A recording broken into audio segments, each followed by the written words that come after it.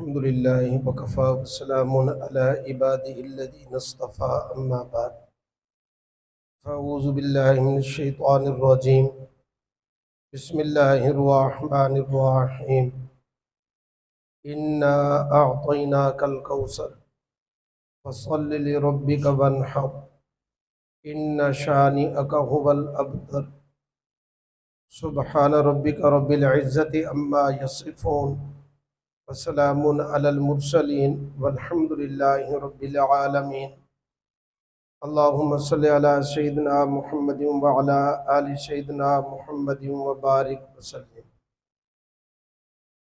میرے محترم بھائیو، دوستو، بزرگو، ربیع الاول کا آج پہلا جمعہ ہے، بلکہ یکم ربیع الاول تاریخ ہے۔ سورۃ کوثر آپ حضرات کے سامنے تلاوت کی ہے۔ سورۃ کوثر میں اللہ تعالیٰ نے اپنے پیارے حبیب صلی اللہ علیہ وسلم کی عظمت کو اور شان کو بیان فرمایا ہے۔ وہ ہے کہ سورۃ کوثر اپنے اندر بہت سارے معانی اور مطالب کو جہاں چھپا کے رکھتی ہے، وہاں اللہ کے پیارے حبیب صلی اللہ علیہ وسلم کا تذکرہ مبارک بھی اپنے اندر سمیٹ کے رکھتی ہے۔ وہ ہے کہ سورۃ کوثر ربیع الاول کے مناسبت سے اس کا بیان بھی بالکل مناسب ہے۔ چنانچہ ہم سب سے پہلے سورۃ کوثر کا ترجمہ کرتے ہیں۔ انا اعطیناک الکوثر، بے شک ہم نے آپ کو عطا فرمائی ہے کوثر۔ فصل لربک وانحر، اپنے رب کی رضا کے لیے آپ نماز پڑھیں اور قربانی کریں۔ ان شانئک هو الابتر، بے شک آپ کا دشمن بھی نام و نشان ہے۔ سورۃ کوثر ایک رکوع اور 3 آیات مبارکہ 10 کلمات 42 حروف پر مشتمل ہے۔ اس کا نام سورۃ کوثر کیوں ہے؟ سورۃ کوثر پہلی آیت مبارکہ میں انا اعطیناک الکوثر، کوثر کا لفظ موجود ہے۔ اس کوثر کا معنی کیا ہے وہ آگے چل کر میں عرض کرتا ہوں۔ اسی مناسبت سے اس کا نام رکھا گیا سورۃ الکوثر، اور یہ سورۃ کوثر مدنی ہے۔ چنانچہ دونوں طرح کی باتیں ہیں، مکی اور مدنی۔ مکی ان صورتوں کو کہا جاتا ہے جو نبی کریم صلی اللہ علیہ وسلم کی مدینہ طیبہ کی طرف ہجرت فرمانے سے پہلے نازل ہوئی ہیں، انہیں مکی کہا جاتا ہے۔ اور جو ہجرت فرمانے کے بعد نازل ہوئی ہیں ان صورتوں کو مدنی کہا جاتا ہے۔ سورۃ کوثر کے بارے میں مدنی اور مکی دونوں طرح کی باتیں موجود ہیں، بلکہ بعض مفسرین نے اس بات کو نقل کیا ہے کہ اس سورت کو یہ اعزاز حاصل ہے کہ یہ 2 مرتبہ نازل ہوئی ہے۔ مکۃ المکرمہ میں بھی اس کا نزول ہوا اور مدینہ منورہ میں دوبارہ پھر اسی سورت مبارکہ کا نزول ہوا، اس لیے اس کو مکی کہنا بھی ٹھیک ہے اور مدنی کہنا بھی ٹھیک ہے۔ چنانچہ نبی کریم صلی اللہ علیہ وسلم صحابہ کرام رضوان اللہ علیہم اجمعین کے درمیان میں بیٹھے ہوئے تھے۔ آپ کے اوپر ایک عجیب سی کیفیت طاری ہوئی۔ وہ ایک کہہ لیں کہ جیسے غشی کی کیفیت ہوتی ہے، پسینے والی کیفیت۔ جب میرے آقا پر وحی اترتی تھی نا تو آپ صلی اللہ علیہ وسلم کے اوپر شروع کے اندر تو یہ کیفیت زیادہ، پھر بعض موقعوں پر یہ کیفیت آپ صلی اللہ علیہ وسلم کی ہو جاتی تھی۔ چنانچہ صحابہ کرام سمجھ گئے کہ سرکار دو عالم صلی اللہ علیہ وسلم پر وحی اتر رہی ہے، اور جب وہ کیفیت دور ہو گئی تو میرے آقا کے چہرے کے اوپر خوشی اور فرحت کے آثار تھے۔ صحابہ کرام رضوان اللہ علیہم اجمعین نے وجہ پوچھی تو میرے آقا نے فرمایا کہ میرے اوپر وحی آنا شروع ہوئی، حضرت جبریل علیہ السلام تشریف لے آئے، اور پھر اللہ پروردگار نے مجھے یہ سورت عطا فرمائی ہے جس کا نام ہے سورۃ الکوثر۔ انا اعطیناک الکوثر، پوری سورت میرے آقا نے پڑھی، اور پھر میرے آقا خوش تھے کہ اللہ نے مجھے اس میں بڑا انعام عطا فرمایا ہے۔ کون سا انعام عطا فرمایا؟ کہ ہم نے آپ کو کوثر عطا کیا ہے۔ اور یہ اصل کے اندر میرے آقا کی ایک پریشانی تھی، جس کے جواب کے اندر یہ سورت مبارکہ اتری ہے مکۃ المکرمہ میں۔ وہ کیا؟ سرکار دو عالم صلی اللہ علیہ وسلم کے پہلے بیٹے حضرت قاسم، جس سے میرے آقا کی کنیت تھی ابو القاسم، تو میرے آقا نے فرمایا کہ میرے نام جیسا نام رکھو، یعنی اپنے بچوں کا نام محمد رکھ سکتے ہو، بالکل ٹھیک ہے، لیکن میری کنیت جیسی کنیت نہ رکھو۔ ابو القاسم کنیت رکھنے سے میرے آقا نے منع فرمایا ہے۔ چنانچہ اس کی وجہ یہ ہے کہ سرکار دو عالم صلی اللہ علیہ وسلم ایک مرتبہ جا رہے تھے تو ایک آدمی نے کسی دوسرے کو آواز دی، بخاری شریف کی روایت کے مطابق، اے ابو القاسم۔ میرے آقا نے اس کی طرف مڑ کر دیکھا اور اس نے کہا کہ میری مراد تو فلاں بندہ ہے۔ ایسے موقع پر میرے آقا نے ارشاد فرمایا کہ میری کنیت جیسی کنیت نہ رکھو اور میرے نام جیسا نام رکھو۔ چنانچہ پہلا بیٹا پیدا ہوا قاسم، قاسم بھی بچپن کے اندر انتقال کر گیا، اور دوسرا بیٹا عبداللہ جس کا لقب طیب طاہر تھا، اور یہ بھی بچپن کے اندر انتقال کر گئے۔ اور یہ دونوں بیٹے حضرت خدیجہ رضی اللہ تعالی عنہا کے بطن مبارک سے پیدا ہوئے، اور چاروں بیٹیاں بھی حضرت خدیجہ رضی اللہ تعالی عنہا کے بطن مبارک سے پیدا ہوئی، حضرت زینب، حضرت رقیہ، حضرت ام کلثوم، حضرت فاطمہ الزہرا رضی اللہ تعالی عنہن اجمعین۔ اور ایک بیٹا ابراہیم مدینہ طیبہ میں حضرت ماریہ قبطیہ کے بطن مبارک سے پیدا ہوا۔ تو بہرکیف میرے آقا کے بیٹے بچپن میں انتقال کر گئے۔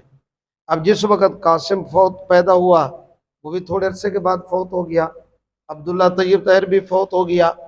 چنانچہ میرے آقا پریشان تو تھے۔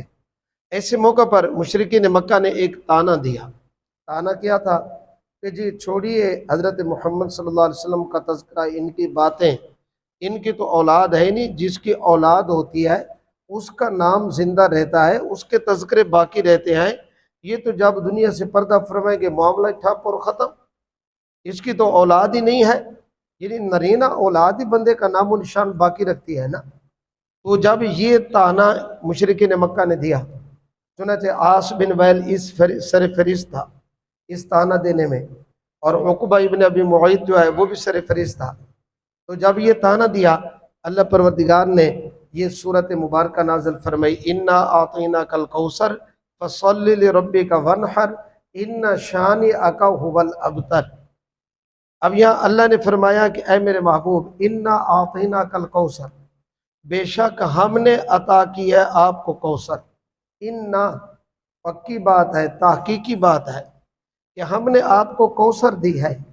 اللہ فرما رہے ہیں ہم نے دی ہے، انا اعطینا، ہم نے عطا کی ہے۔ اور عربی زبان کے اندر یاد رکھیں ایک لفظ اعطینا ہے عین اور توئی کے ساتھ، یہ سورۃ کوثر والا پڑھ رہا ہو، اور ایک لفظ آتا ہے آتینا، اور وہ ہوتا ہے حمزہ اور تے کے ساتھ، اور وہ معنی دونوں کا ایک ہوتا ہے، دینے کے معنی میں آتا ہے، لیکن درمیان میں تھوڑا سا مفسرین کرام فرماتے فرق ہے کہ جہاں آتینا ہونا حمزہ اور تا کے ساتھ تو وہاں کرم نوازی بھی ہو سکتی ہے اور وہاں احسان کا بدلہ بھی ہو سکتا ہے، لیکن اگر عین اور توئے کے ساتھ ہو آتینا تو وہاں کرم ہی کرم ہے، احسان ہی احسان ہے۔ اللہ فرماتے اے میرے محبوب ہم نے آپ کے اوپر یہ کرم فرمایا۔ کیا کرم فرمایا؟ کہ ہم نے آپ کو دی ہے کوثر۔ اللہ پروردگار معطی دینے والے ہیں۔ اب ہر بندہ یاد رکھیں کہ اگر کوئی بندہ آپ کے پاس ہے، آپ اپنی شان کے مطابق دیں گے، میرے پاس آئے گا میں اپنی حیثیت کے مطابق دوں گا۔ اب یہاں معطی دینے والے اللہ ہیں، اور اللہ پروردگار تو میرے بھائی خزانوں کے خالق اور مالک تو اللہ ہے نا۔ تو اللہ پروردگار نے پھر اپنی شان کے مطابق اپنے محبوب صلی اللہ علیہ وسلم کو دیا نا۔ اس سے یہ بھی معلوم ہوا، یاد رکھیں ایک حدیث پاک کے اندر یہ بات موجود ہے نا، میرے آقا نے فرمایا انا قاسم واللہ یعطی، فرمایا میں تقسیم کرنے والا ہوں، اللہ دینے والے ہیں، عطا کرنے والے ہیں۔ عقیدہ بھی سمجھ لیں کہ دینے والی ذات اور عطا کرنے والی ذات میرے اللہ کی ہے، وحدہ لا شریک لہ ہے، اس میں اللہ کا کوئی شریک نہیں ہے۔ اللہ فرماتے ہیں ہم نے آپ کو دی کوثر۔ اب کوثر سے مراد کیا ہے؟ کوثر اس کے مفسرین نے کئی معنی لکھے ہیں۔ یہ صورت کوثر جب اتری تھی نا، اور بعض مفسرین نے یہ واقعہ نقل کیا ہے کہ مکہ المکرمہ کے قریب ایک بہت بڑا شہر تھا، اور وہ شاعر شعر بنانے میں اپنا ثانی نہیں رکھتا تھا۔ ایک تو امراء القیس تھا، لیکن یہ بھی بہت بڑا شہر تھا۔ اور جس وقت یہ صورت مبارکہ اتری نا، انا اعطینا کل کوثر فصلی لربک ونحر، بظاہر ایک شعر کی شکل بن گئی۔ اور آگے دوسرا شعر ان شانیہ کا هو الابتر، اگلے مصرے کی ضرورت تھی۔ اب اگلا مصرع مسلمانوں نے چیلنج دیا کہ کافروں کو، مشرکین مکہ کو، تم کہتے ہو کہ اللہ کے نبی صلی اللہ علیہ وسلم خود یہ کلام بنا رہے ہیں، تو تم بھی عربی ہو، تمہاری زبان بھی وہی ہے، تو فصیح بھی ہو، سارا کچھ ہے، تو پھر تم اس طرح کرو کہ اس جیسی کوئی صورت تو بنا کے لے کے آؤ نا، چلو اس کو مکمل کر لو نا۔ اس شہر نے کہا کہ مجھے 1 ہفتہ دے دو اور میں یہ صورت مکمل کر کے دیتا ہوں، اگلا ٹکڑا ان شانے کو ولبتر کے اندر ملا کے دیتا ہوں تمہیں۔ جیسے انا آتینا کل کوثر فصلی لربک ونحر، ایک سطر، ان شانیہ کا هو الابتر، یہ آدھی سطر ہے۔ اگلا جملہ میں بنا کے دیتا ہوں۔ 1 ہفتہ سوچنے کے بعد، اور ادھر کافروں نے، مشرکین مکہ بڑے خوش تھے، جب اتنے بڑے شاعر نے حامی بھر لی ہے نا، تو وہ ہمیں بنا کے دے گا تو ہم مسلمانوں کو لاجواب کر دیں گے۔ جب ہفتہ گزرا، گئے 2 ہفتے گزرے، بالآخر اس شاعر نے کہا کہ بھائی مجھ سے تو اس جیسے کلام بن ہی نہیں سکتا، کیوں؟ اور اس نے کہا اس کے آگے یہی لکھ کر لگا دو کہ ان شانے کو ولبتر کے آگے ما ھذا کلام البشر، یہ کسی انسان کا کلام نہیں ہے۔ بھئی اگر کسی انسان کا کلام ہوتا تو میں بھی اس جیسا کلام بنا لیتا نا، یہ تو کسی انسان کا کلام ہے نہیں، یہ تو میرے رب ذوالجلال کا کلام ہے نا، اس لیے میں اس جیسا کلام نہیں بنا سکتا۔ چنانچہ وہ عاجز آ گیا۔ تو یہ صورت کوثر، اللہ فرماتے ہیں میرے محبوب آپ کو ہم نے کوثر عطا کی ہے۔ اب کوثر کا معنی کیا ہے؟ صورت کوثر کا، یہ اس کے اندر لفظ کوثر جو آیا ہے، کوثر کسے کہتے ہیں؟ چنانچہ کوثر کے کئی معانی اور مطالب مفسرین لکھے ہیں، میں نے ان میں سے 2-4 آپ حضرات کے سامنے نقل کرنے ہیں۔ ان میں سے پہلا فرماتے ہیں کوثر جنت کے اندر ایک نہر کا نام ہے، اللہ پروردگار جنتیوں کو اس نہر سے پانی عطا فرمائیں گے۔ اور وہ نہر کیسی ہے؟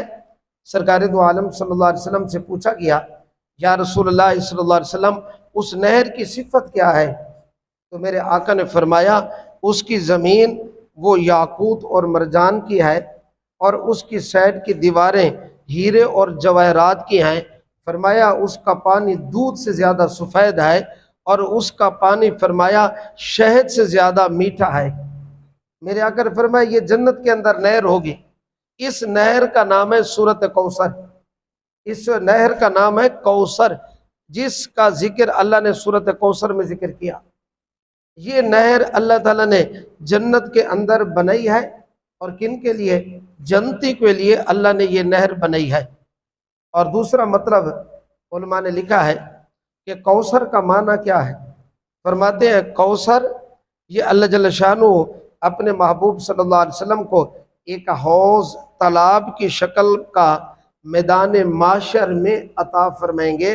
سرکار دو عالم صلی اللہ علیہ وسلم اس سے اپنی امت کو وہ پانی پلائیں گے، جام کوثر، اس کو کہا جاتا ہے کوثر۔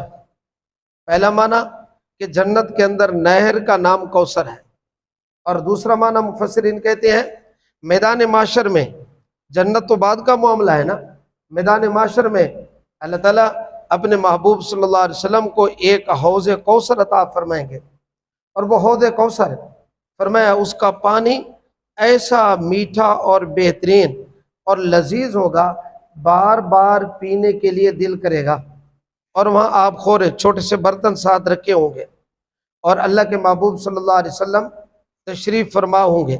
میرے آقا فرماتے ہیں ایک دفعہ مدینہ طیبہ کے اندر میرے آقا نے خطبہ دیتے ہوئے ارشاد فرمایا میں اب اس حوض کو اپنی آنکھوں سے دیکھ رہا ہوں۔ اللہ تعالیٰ نے کیا مطلب ہے؟ درمیان میں جو پردے تھے اللہ نے ہٹا دیے، اللہ نے مجھے وہ حوض دکھا دیا، اور میں حوض کے اوپر لوگوں کو پلا رہا ہوں، اور کچھ لوگ آئیں گے اور میں کہوں گا یہ میرے ہیں میرے ہیں، اور مجھے کہا جائے گا اللہ کے محبوب صلی اللہ علیہ وسلم آپ کو نہیں پتا جب آپ نے دنیا سے پردہ فرمایا انہوں نے تو دین کے اندر بڑی تبدیلی کر دی تھی، اس لیے وہ حوض کوثر پر جام کوثر سے محروم رہیں گے۔ سرکار دو عالم صلی اللہ علیہ وسلم جب وہ اس جام کوثر پلائیں گے میرے آقا، بلکہ بعض مفسرین نے یہاں ایک حدیث مبارکہ نقل کی ہے کہ سرکار دو عالم صلی اللہ علیہ وسلم کا ممبر ہوگا، جیسے کوئی جلسہ وغیرہ ہوتا ہے نا تو ممبر کے اوپر ایک خطیب کو ہم بزرگ کو بٹھاتے ہیں، اس کا مطلب یہ ہوتا ہے کہ پوری مجلس کے اندر یہ بندہ صاحب فضیلت ہے۔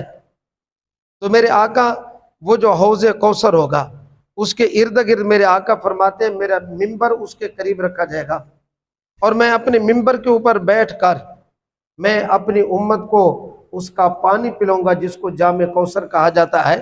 بلکہ حدیث پاک کے اندر یہ بات بھی موجود ہے، فرمایا اس کے 4 کونے ہوں گے، اور ایک کونے پر سیدنا ابو بکر صدیق رضی اللہ تعالی عنہ ہوں گے، اور دوسرے کونے پر حضرت عمر فاروق رضی اللہ تعالی عنہ ہوں گے، اور تیسرے کونے پر حضرت عثمان غنی رضی اللہ تعالی عنہ ہوں گے، اور چوتھے کونے پر حضرت علی کرم اللہ وجہہ شیر خدا ہوں گے۔ بعض لوگ حضرت علی کرم اللہ وجہہ کے دست مبارک سے پی رہے ہوں گے، بعض عثمان غنی کے ہاتھ سے، بعض عمر فاروق کے ہاتھ سے، بعض خوش نصیب صدیق اکبر کے ہاتھ سے، اور بعض ایسے خوش نصیب اور نیک بخت ہوں گے جو اللہ کے محبوب صلی اللہ علیہ وسلم کے دست مبارک سے جام کوثر پی رہے ہوں گے، پئیں گے پھر پیاس نہیں لگے گی۔ اب یہ خلفائے راشدین وہاں ہوں گے، جو لوگ ابھی محرم گزرا ہے، جو لوگ میرے آقا کے یاروں میں فرق کرتے ہیں اس طرح کا کہ پھر بعض کی شان کو گھٹا دیتے ہیں، میرے بھائی دیکھیں وہاں تو چاروں یار میرے آقا کے ساتھ حوض کوثر پہ بیٹھے ہیں نا۔ اہل سنت کو توجہ، یہ اعزاز حاصل ہے، ہم چاروں کو حق پہ مانتے ہیں، ہم چاروں کے ہاتھ سے لیں گے، جو مانتے ہی ایک ہیں 3 کو مانتے نہیں ہیں پھر کہاں جائیں گے؟ یہ حوض کوثر ہے۔ اللہ کے محبوب صلی اللہ علیہ وسلم فرماتے ہیں اللہ نے مجھے کوثر عطا کی، نمبر 1 اللہ نے جنت کے اندر کوثر نام کی نہر عطا کی، اور نمبر 2 اللہ نے مجھے کوثر عطا کی۔ کیا مطلب ہے؟ اللہ جل شانہ نے مجھے حوض کوثر عطا فرمایا ہے۔ تیسرا معنی کوثر کا سرکار دو عالم صلی اللہ علیہ وسلم سے خود مطلوب ہے، یا کوثر سے مراد میرے آقا کی شان اور عزت اور عظمت ہے۔ کیا مطلب ہے؟ اے میرے محبوب ورفعنا لک ذکرک، ہم نے آپ کے ذکر کو، آپ کی عظمت کو، آپ کی شان کو بہت بلند و بالا بنایا ہے، آپ کو کوثر دی، آپ کو بڑی شان دی ہے، آپ کو کوثر دی، آپ کو بڑی عزتیں دی ہیں، آپ کو کوثر دی، آپ کو بڑا مقام ہم نے عطا کیا ہے۔ اور وہ مقام اور شان کیا ہے؟ بات یہاں آ کر ختم ہو جاتی ہے۔ میرے آقا کیا فرماتے ہیں؟ جب ایک صحابی نے آ کے سوال کیا یا رسول اللہ صلی اللہ علیہ وسلم آپ کو اللہ جل شانہ نے نبوت کب عطا فرمائی تھی؟ تو میرے آقا نے فرمایا کنت نبی آدم بین الماء والطین، میں اس وقت بھی اللہ کا نبی تھا جب حضرت آدم علیہ السلام کا مبارک جسم بنانے کے لیے مٹی کو اکٹھا کیا گیا اور گارا بنایا جا رہا تھا، ابھی تک ان کا جسم بنا نہیں تھا، میں اس وقت بھی اللہ کا نبی تھا۔ کتنی بڑی شان! اور آقا اللہ نے خود فرمایا میرے محبوب اگر آپ کو پیدا کر کے دنیا میں بھیجنا نہ ہوتا، نہ میں زمین بناتا، نہ آسمان، نہ انسان، نہ کل کائنات، نہ مخلوقات، یہ صدقہ ہے میرے محبوب صلی اللہ علیہ وسلم کا۔ یہ کوثر اللہ نے کتنی عزتیں عطا فرمائی ہیں، اور اللہ نے اب جہاں کلمہ دیکھیں، نماز دیکھیں اور اذان دیکھیں، جہاں آپ دیکھیں پہلے اللہ کا ذکر، اور اللہ کے ذکر کے بعد اللہ کے محبوب صلی اللہ علیہ وسلم کا ذکر۔ اللہ نے اپنے ذکر کے ساتھ اپنے محبوب صلی اللہ علیہ وسلم کا ذکر ملا دیا، اسی کو کوثر کہا گیا ہے۔ فرمایا کوثر دی، بڑی عزتیں دی ہیں۔ ایک مطلب مفسرین نے یہ بھی لکھا ہے کہ کوثر کسے کہتے ہیں؟ فرمایا کوثر ایک مقام محمود ہے جو ہم اذان کے بعد دعا پڑھتے ہیں وَبَعَثُوا مَقَامًا مَحْمُودًا الَّذِي وَعَدتَّهُ۔ اور ہم یہ دعا پڑھتے ہیں، میرے آقا نے فرمایا اللہ جل شانہ نے وہ مقام محمود ایک بلند مقام بنایا ہے، اللہ اپنی مخلوقات میں سے صرف ایک ہستی کو عطا فرمائیں گے۔ فرمایا میرے آقا نے امید ہے کہ وہ میں ہوں، اس لیے میرا جو امتی میرے لیے مقام محمود کی دعا کرے گا، یعنی اذان کے بعد دعا پڑھے گا نا، اس میں دعا ہے نا، تو میں کل قیامت کے دن اس کی شفاعت کروں گا۔ یہ مقام محمود ہے۔ چنانچہ حدیث پاک میں بڑی تفصیلی یہ بات موجود ہے، میں اختصار کے ساتھ اس کو نقل کرتا ہوں۔ لوگ میدان معاشر میں بڑے پریشان ہوں گے۔ حضرت سیدنا آدم علیہ السلام کے بعد جائیں گے، آپ پہلے انسان ہیں، اللہ پروردگار تو جلال و غصے میں ہے، آپ گفتگو کریں نا، جواب مل جائے گا۔ حضرت نوح علیہ السلام کے پاس، حضرت ابراہیم علیہ السلام کے پاس، بالآخر حضرت عیسیٰ علیہ السلام کے پاس رہنمائی ہوگی۔ آج ایک ہستی ہے اور وہ اللہ سے ہم کلامی کر سکتی ہے، گفتگو اور شفاعت کر سکتی ہے، باقی کوئی نہیں گفتگو کر سکتا۔ اور وہ کون ہے؟ حضرت محمد صلی اللہ علیہ وسلم۔ جاؤ آقا کے پاس، ساری امتیں میرے آقا کے دروازے پہ جائیں گی، ساری امتیں، امت محمدیہ کی بات نہیں آئے، سارے جائیں گے، اللہ پروردگار سے شفاعت کرو۔ میرے آقا فرماتے ہیں جب میرے پاس آئیں گے میں سر سجدے میں رکھوں گا، اللہ سے معافی کی درخواست کے لیے، شفاعت کے لیے۔ فرمایا میں سر سجدے میں رکھوں گا، جب میں لمبا سجدہ کروں گا اللہ پروردگار پھر فرمائیں گے ارفع راسک، اے میرے محبوب صلی اللہ علیہ وسلم آپ اپنا سر اٹھائیں، سل توتا، آپ مانگے میں اللہ عطا کروں گا، وشفع لمن شئت تشفع، آپ جس کے حق میں شفاعت کریں گے میں اللہ آپ کی شفاعت کو قبول کروں گا۔ فرمایا یہ مقام محمود ہے۔ یہ کوثر سے مراد مقام محمود۔ اور اسی طرح بعض مفسرین نے کوثر سے مراد یہاں اولاد لکھی ہے۔ کیا مطلب؟ کہ نبی کریم صلی اللہ علیہ وسلم کی جسمانی نسبی اولاد اور روحانی اولاد۔ یاد رکھیں میرے آقا کے بیٹے تو بچپن میں فوت ہو گئے اور بیٹیوں کی شادی ہوئی، ان میں سے چھوٹی بیٹی حضرت فاطمہ رضی اللہ تعالی عنہا کے خاندان سے نبی کریم صلی اللہ علیہ وسلم کا خاندان آگے بڑھا، اہل بیت کا۔ ایک بیٹی سے اللہ نے میرے آقا کے خاندان کو بڑھایا اور سادات آگے بڑھے۔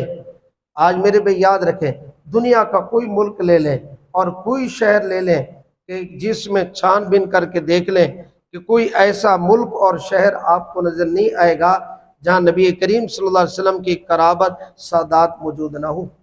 خود ساختہ کی بات نہیں ہے، سادات اصلی آج بھی موجود ہیں پوری دنیا کے اوپر۔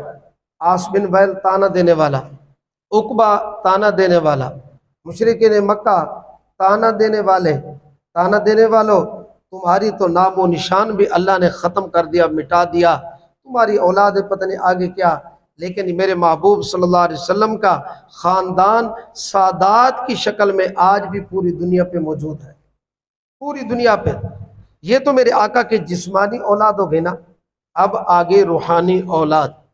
روحانی اولاد کے اندر پوری امت آ جاتی ہے کہ آج پوری امت کے نبی کریم صلی اللہ علیہ وسلم کا نام لیوا میرے بھائی پوری دنیا کے اندر موجود ہیں۔ اے مشرکین مکہ تانا دینے والے، تمہارے تو نام و نشان مٹ گیا۔ میرے محبوب صلی اللہ علیہ وسلم کی روحانی اولاد بھی اور جسمانی اولاد بھی پوری دنیا کے اندر اللہ نے پھیلا دی ہے۔ اس کو اللہ نے کوثر سے تعبیر کیا ہے۔ ایک معنی کوثر کا نبی کریم صلی اللہ علیہ وسلم کے معجزات بھی لکھے ہیں۔ اللہ فرماتے ہیں میرے محبوب صلی اللہ علیہ وسلم ہم نے آپ کو کوثر دی۔ کوثر کا معنی کیا ہے؟ ہم نے آپ صلی اللہ علیہ وسلم کو معجزات دیے، ایسا کام معجزات کہ عام بندہ اس کام کے کرنے سے عاجز اور قاصر ہو، اس کو معجزہ کہتے ہیں۔ اب وقت نہیں ہے میں معجزات کی تفصیل بیان کروں، لیکن دو چار ذرا عرض کرتا ہوں، پھر سورۃ کوثر کے فضائل کی طرف بھی آتے ہیں۔ ان میں سے ایک معجزہ نبی کریم صلی اللہ علیہ وسلم یہ حدیبیہ کے مقام پر 1400 بعض روایتوں میں 1500 صحابہ کرام کا لشکر تھا، پانی ختم ہو گیا، پانی نہیں ہے، اور صحابی آئے کہنے لگے یا رسول اللہ صلی اللہ علیہ وسلم یہ جو برتن ہے نا چھوٹا سا، اس کے اندر صرف اتنا پانی ہمارے پاس بچ گیا ہے۔ اب لشکر نے بھئی 1400-1500 بندے نے پانی پینا بھی ہے، وضو بھی کرنا ہے میرے بھائی، جانور بھی ساتھ ہیں نا، اونٹ، ان کو بھی پلانا ہے، اب کیا کریں؟ بڑی پریشانی ہے بھئی، ریتلا علاقہ اور پانی کا نام و نشان نہیں ہے۔ ایک کنواں تھا، اس کا پانی بھی ختم ہو گیا۔ سرکار دو عالم صلی اللہ علیہ وسلم نے وہ چھوٹا برتن اور میرے آقا نے اس میں مبارک انگلیاں اپنے ہاتھ کی داخل کی اور اوپر کو اٹھائی اور ان انگلیوں سے پانی کے چشمے جاری ہو گئے اور برتن بھر گیا، اس کو کنویں کے اندر الٹایا گیا، حدیبیہ کے مقام پر جو کنواں تھا، اور وہ کنواں پانی سے بھر گیا۔ تو 1400-1500 حضرات نے میرے آقا کی مبارک انگلی سے نکلا ہوا پانی استعمال کیا، جانوروں کو استعمال کرایا گیا، پانی ختم نہ ہو سکا۔ یہ میرے آقا کا معجزہ نہیں تو اور کیا چیز ہے؟ خندق کے موقع پر صحابہ کرام قربان جائیے، حقیقت جب غزوہ خندق بندہ پڑھتا ہے نا، حیران ہوتا ہے کہ اتنی بڑی قربانی، جہاد کا جذبہ۔ سرکار دو عالم صلی اللہ علیہ وسلم خود کیا کر رہے ہیں؟